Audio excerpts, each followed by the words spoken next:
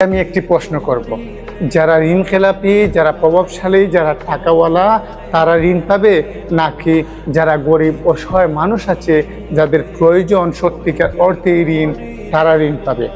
মাননীয় স্পিকার, আমি যেদিকে তাকাই শুধু বৈষম্য আর বৈষম্য। আমি যেদিকে তাকাই সেখানে কোনো ন্যায় নীতি নেই, সবই অসঙ্গতি। আমাদের দেশে যারা ঋণ খেলাপি, যারা কোটি কোটি টাকা আত্মসাৎ করেছে, যারা ব্যাংকের কাছ থেকে টাকা নিয়ে আর ফেরত দেয় না, সরকারি ব্যাংক থেকে টাকা নিয়ে ফেরত দেয় না, ঋণ খেলাপি, তারা হাজার হাজার কোটি টাকা ঋণ পায়। কিন্তু আমাদের দেশের একজন কৃষক, একজন দিনমজুর, একজন নতুন উদ্যোক্তা, ক্ষুদ্র উদ্যোক্তা যারা আছে তাদের প্রয়োজনে তারা ঋণ পায় না। আর যদি ঋণ পায়ও তা এনজিও কিংবা উচ্চ সুদে উচ্চ হারে ঋণ গ্রহণ করতে হয়। তাদের ঘরে যদি মা বাবা কেউ মারাও যায়, তারপরও কিস্তির জন্য ওই কিস্তিকর্মী, ব্যাংকের কর্মী দাঁড়িয়ে থাকে, কিস্তি না নিয়ে তার বাড়ি থেকে আসে না। এটা এক ধরনের বৈষম্য।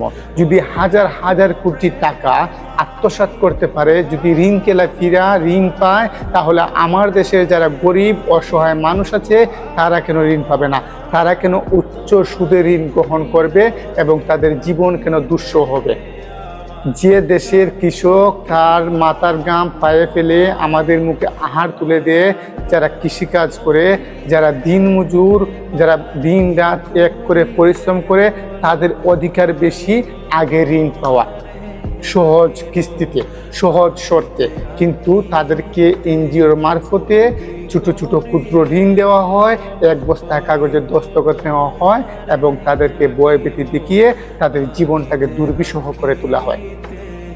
যেখানে প্রতিনিয়ত মানুষ আত্মহত্যা করতেছে, অনেকেই পালিয়ে যাচ্ছে, অনেকেই এই উচ্চ সুদের ঋণ দিতে গিয়ে সর্বশান্ত হচ্ছে। মাননীয় স্পিকার, এই বৈষম্য থেকে আমরা মুক্তি চাই।